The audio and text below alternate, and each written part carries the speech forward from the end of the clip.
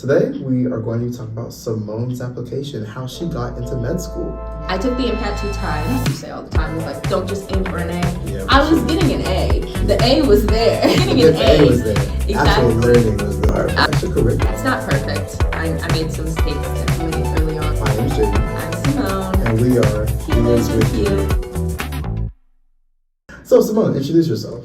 My name is Simone. I am a senior at Howard University, and I'm from Dallas, Texas. Congratulations on getting into med school. Thank you. How many schools did you end up applying to? I applied to 24 schools in total, 13 on AMCAS and 11 on the Texas medical and dental school applications. So when did you apply to med school? So I applied this past cycle, which goes from May to like April. I submitted my primaries in June, and I submitted my all of my secondaries by the beginning of November. How many secondaries did you actually submit? I ended up doing, I think it was 9 or 10. 9 out of like the 24. The 24. So, yeah, that's good information to know. Like, you don't submit all of your secondaries because that is so many essays. Like, where the primary application is like a lot of general stuff about like, you know, your personal statement or your what activities you did, and, you know, all of that goes out to the same schools, whereas your secondaries are a little more personalized to that specific school. So sure. You don't have all the time in the world to write 24 variations of the same essay. Yeah. So yeah, I only applied secondary wise to about 10 schools. And then out of those 10, how many did you get interviews from? I got interviews for 5 of the schools. I actually did an interview for 4 of them. I got a interview request a little more recently. Okay. But I ended up. You're cool with the ones you I'm like the interviews that I've done so far, and like my application wise, I don't know if I feel like doing the interview. Okay. So. And then how many acceptances do you have so far? So far, I have 2 acceptances, and then I'm waiting to hear back from 2. So the application cycle still isn't over. You're Yes. still waiting for more acceptances. Absolutely. Congratulations. Thank you. Okay. Let's talk about your academics. So you were a bio major, right? Yes. Do you feel like that was a good major for you? I think that one of the first things that I tell people who are considering pre-med is that you don't have to be a bio major. Mm-hmm. You can be any major that you want to be, as long as you get those needed bio prereq. Mm-hmm. I mean, those needed pre-med med classes, school prereqs. So I think that if I could do it all again, I might have done something more health science, or maybe even something different like psychology or something else, just because my bio classes is such the bio department is such a big department. Sure. So it's kind of hard for resources to go around equally. But, you know, I don't regret necessarily being a bio major, but I wish I could maybe diversify a little. What would you say was your like hardest classes here? I think honestly my hardest class was physics. Not necessarily because of this class itself, but just actually getting a grasp on the content.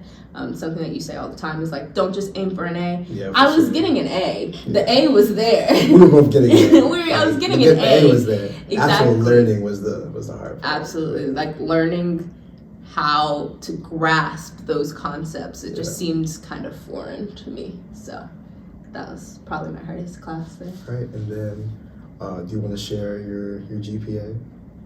Sure. Exactly. My GPA right now is 3.82. Yay, thank you. So yeah, it's not perfect. I made some mistakes definitely early on, got some B's in there. Yeah, that's okay. Exactly. It's not the end of the world. It feels like the end of the world in that moment. Like, how did I get an 88? Those are always the worst to me. But it's not the end of the world. You can still get into med school with a couple B's on that transcript. Of course. And then your MCAT, how many times did you take it? How long did you study for it? So I took the MCAT 2 times. The first time I was studying for it, I studied from December up until May, so that's like 6 months. don't recommend spending that much time on it, just because by the end of that, I got like so burnt out, and it was just hard to, keep on pushing. I got that score back in June, because it takes 31 days, and then I didn't love that score and I wanted to do it again, so I studied again starting in June to August, just like about 2 months of like going hard, really like a month and a half of just like hardcore MCAT prep. And your new score was and I was proud of the score that I got. Not even just score wise, just I felt better about the test the second time that I took it.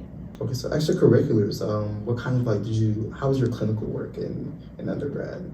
So I did a lot of clinical work at home over the summers.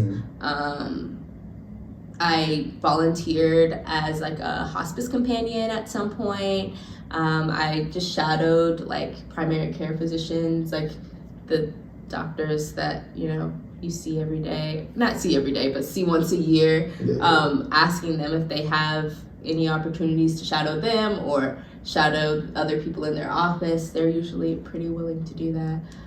So that's probably where a lot of my shadowing came from. Any like really impactful experiences you want to share from that?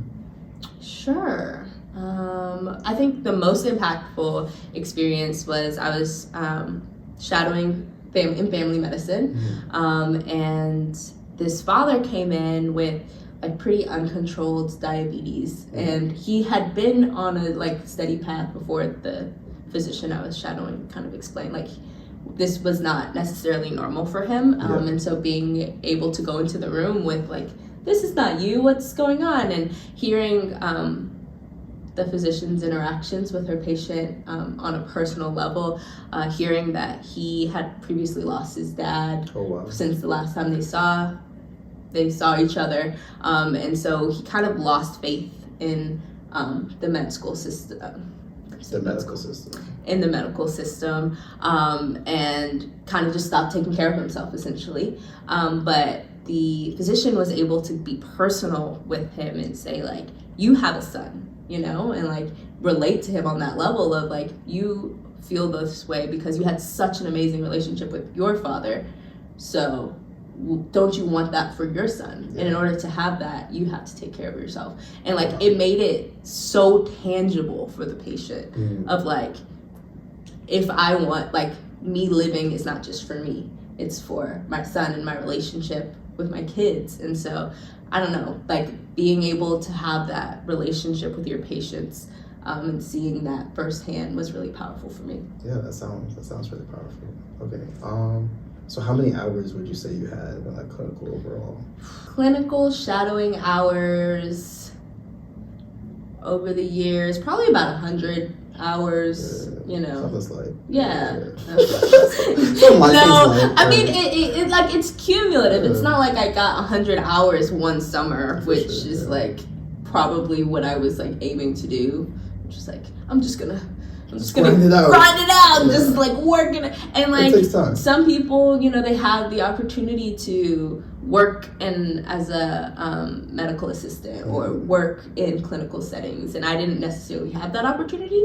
But kind of prioritizing it whenever I went home, trying to shadow someone, whenever I had a long period of time, whether I was doing research or whatever internship or whatever I was doing at the time, I made sure to also try to get some shadowing hours or two. And so over the years, it ended up being probably about 100, but not like in a week or anything like that.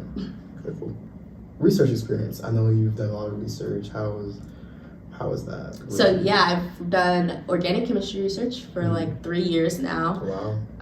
And I initially was not the biggest fan of it, to be completely honest, but like done 3 years. Exactly, like getting a thing that my PI, which is like primary investigator for context, was really big on, was getting the big picture of what we were doing. Like I felt like I was walking in every day, putting some liquids in a tube and like waiting a couple days and analyzing and seeing if it was right and then continuing. But the big picture of what I was actually doing was so much bigger than me, and so it made the like everyday kind of sometimes mundane tasks. I feel like that's how I like to think of research. I never think about like what I'm doing in every moment, because I feel like that can get very tedious. And it's like, okay, if you think about every single moment, it can get boring. Exactly. But if you're thinking about what is the big picture, what you're trying to do, it can make research a lot more exciting. Absolutely. And so like that's definitely what I found. And now I'm the most senior person in the lab, Wow. which is like crazy to think about. I'm like, how did I get here? But step by step. And so it's like going out of senior year, being able to mentor different people in the lab, you know, towards their med school career, but also just towards their research. I've got, I think, a sophomore and a junior in the lab right now. So it's like I'm ready to start handing over that torch. And so it's very exciting. How many hours would you say you got over your like 3 years of doing research? That is a lot. That's a lot, because I was working there probably an average of 6 hours a week, maybe 6 weeks out of the semester, and then 4 semesters. So, you know. Math insert. I don't know. Okay. And then other extracurriculars. Were you in like any leadership positions on campus or? So I'm involved in a bunch of like things, you know, individually. I'm in Women of the Mecca, which is like a space for just Black women at Howard to just kind of be themselves, which is a lot of fun. The biggest kind of like leadership thing that I did was in Delight Ministries, which is a Christian women's organization on campus. We chartered it 4 semesters ago now. So we're in our 4th semester. Yeah, 2 full years. And it's been really rewarding to just like help other women on campus kind of grow in their faith.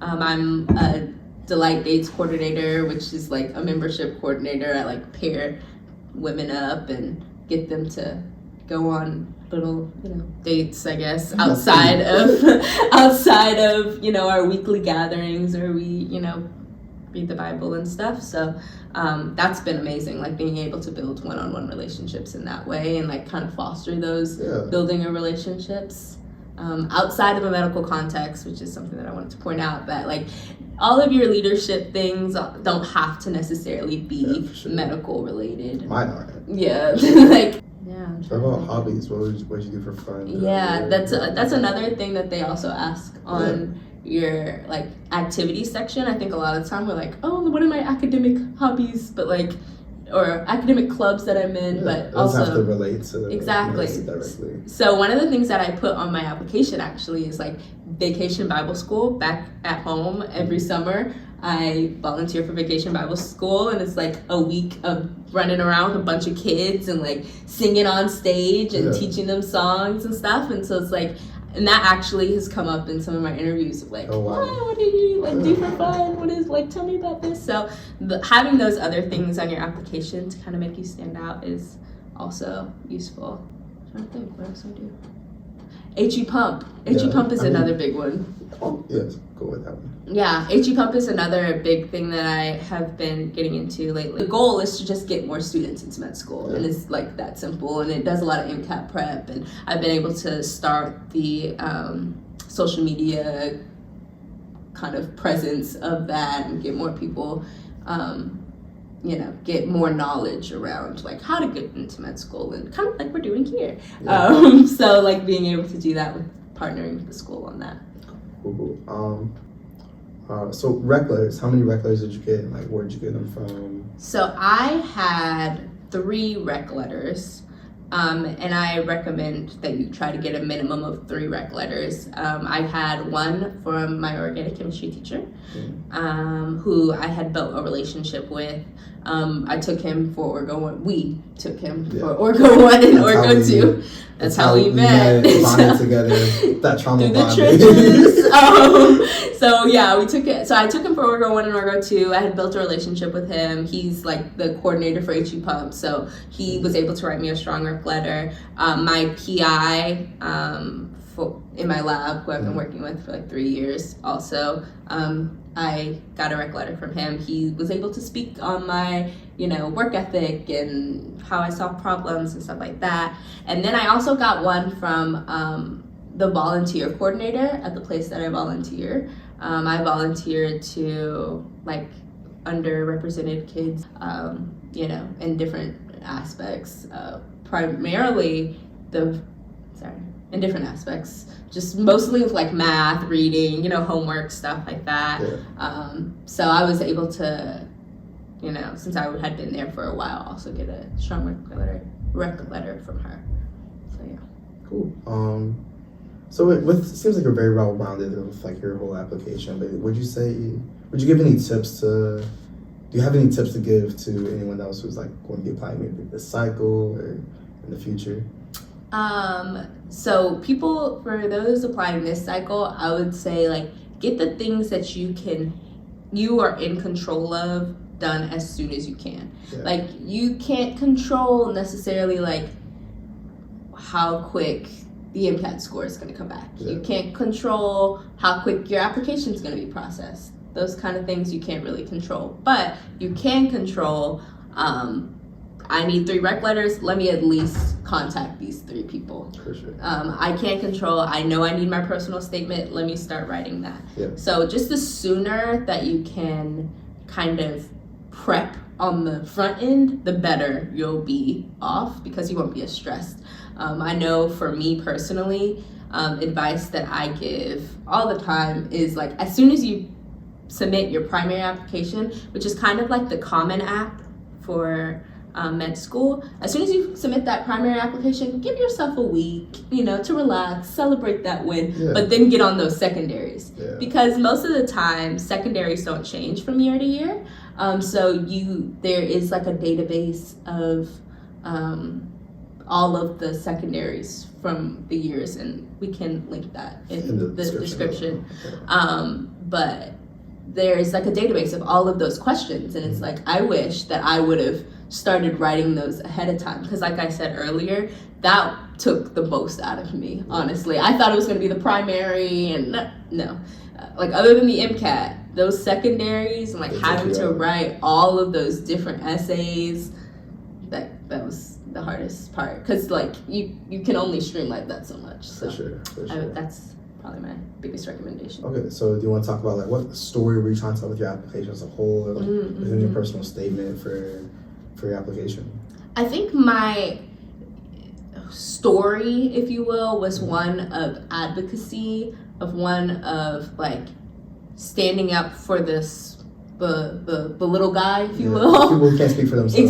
Exactly. Thank you. I was losing my words there. But yeah, just standing up for people who don't necessarily have anyone else to do so. Yeah. That's kind of the story that I was trying to tell with all of my like, my personal statement, yes, but also my activities and other things. Like I was trying to show that like if you don't see anything else, this is a person who wants to uplift other people, and like as we always say, lift as we climb. Yeah. So yeah, that's probably the story that I was more telling there. So it's just in general, you want to try and tell like a story with your application.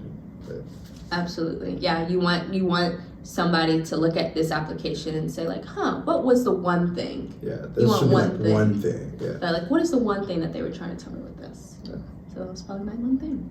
All right, Simone. So thank you for telling your story of how you got into med school. Yay. Congratulations. Thank you. And thank you for sharing it with all of us. Mm-hmm. Hopefully it inspires some of you to go down this path very soon. Yes. It's very exciting. All right. Thank you. Leave a comment down below, like, subscribe. Thank you guys for joining us. Please like, comment, and subscribe to our channel at Healers With You, and we'll see you next time. All right, bye. Bye.